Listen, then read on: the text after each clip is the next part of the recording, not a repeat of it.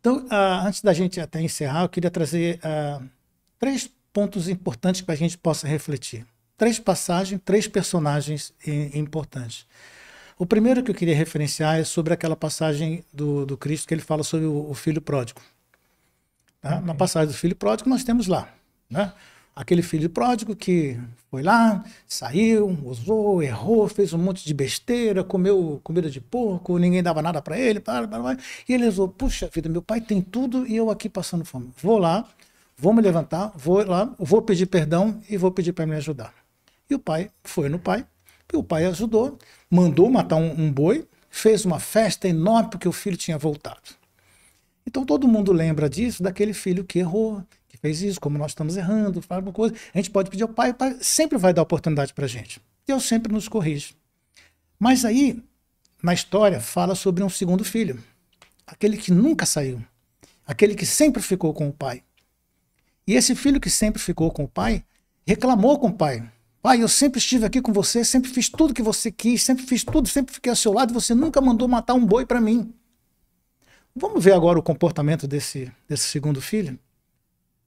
O que fez ele a ficar sempre ali e nunca fazer nada?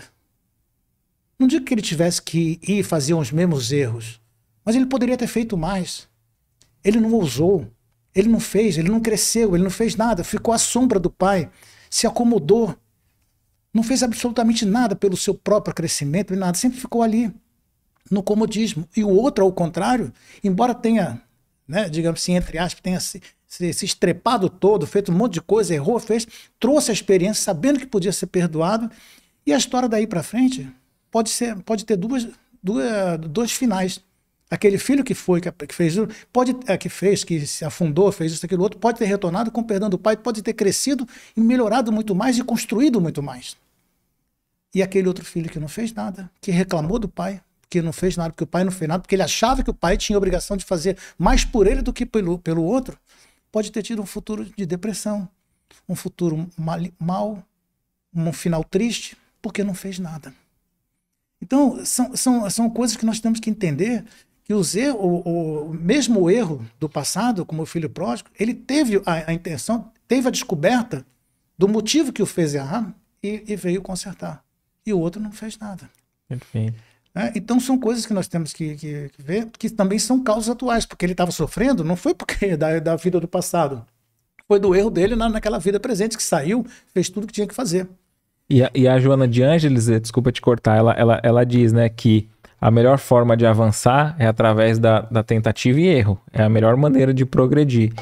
E mesmo aqueles que erram, aprendem um caminho que já não vai levar a lugar nenhum, né? Então é um caminho que já não seguir, né? É um aprendizado, né? Olha, Thomas Edison, acho que foi Thomas Edison que disse que só depois da centésima, não sei quantas vezes, que ele conseguiu inventar a lâmpada. E alguém falou para ele, pô, mas cara, você errou bastante. Ele falou assim, não, eu descobri 99 opções que não dão certo. Perfeito. Poxa, é a mesma coisa, nós estamos assim, nós estamos errando, mas na hora vamos descobrir, vamos identificar o que precisamos corrigir. E um outro personagem da história, que eu falei dessas três situações, outro personagem da nossa história que nós temos que ter muito em conta foi Paulo de Tarso. Paulo de Tarso é uma figura que hoje nós reverenciamos. Temos ele como sendo o maior divulgador da doutrina do Cristo. Mas Paulo de Tarso, no início da história dele, quem leu Paulo e Estevão, ou quem conhece a história de Paulo de Tarso cresceu dentro dos costumes judaicos, dentro de todos os regimes da doutrina judaica, e ele era um senhor da lei, ele conhecia todas as leis. Mas o que ele era? Ele matou, ele mandou apedrejar, ele foi isso, perseguiu os cristãos, fez muita coisa, e na história de Paulo e Estevão, ele apedrejou o Estevão, e Estevão era o irmão de Abigail, que era a noiva dele. E Paulo de Tarso não aconteceu esse processo que a pessoa assim, que ele caiu do cavalo, foi quando ficou bonzinho. Não. Paulo de Tarso começou a sofrer muito. E o ápice do sofrimento dele foi quando ele realmente teve aquele problema lá, aquela luz intensa que caiu. Quando veio assim, Saulo, Saulo, por que me persegue? As portas de Damasco, né?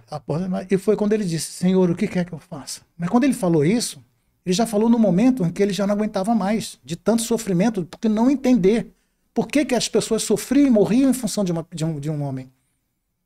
Então, a partir dali, ele se transformou. E ele reparou, se melhorou, estudou, passou 3 anos sofrendo no deserto, nunca usou do seu recurso, dos seus nomes, da sua posição como judeu para se prevalecer de absolutamente nada. Trabalhou como tecelão, foi preso, foi apedrejado, açoitado, e foi o homem que mais divulgou o evangelho do Cristo em todo o mundo. Então, são exemplos que nós podemos ter para que a gente possa melhorar. E o terceiro, fechando, eu queria trazer o exemplo de Maria de Magdala. Todos nós conhecemos. E todo mundo sempre apedrejou Maria de Magdala. Né? Sempre apedrejou. E, no entanto, ela, com todos os seus erros, com todas as suas coisas, com tudo que ela fez, ela se tornou, que hoje é reconhecida pela Igreja Católica como a apóstola de Cristo. Porque ela amou, serviu, reparou, e uma série de coisas. Isso é importante que a gente tenha com a gente, de uma forma assim que a gente possa usar, não como exemplo, mas para poder usar como motivação. O que você achou desse corte? Coloca aqui nos comentários a sua opinião sobre esse tema. Para ver o episódio completo, é só pesquisar Recomeçar Podcast Espírita. E caso tenha ficado alguma dúvida sobre a doutrina espírita, é perfeitamente normal. Procure ler as obras de Allan Kardec.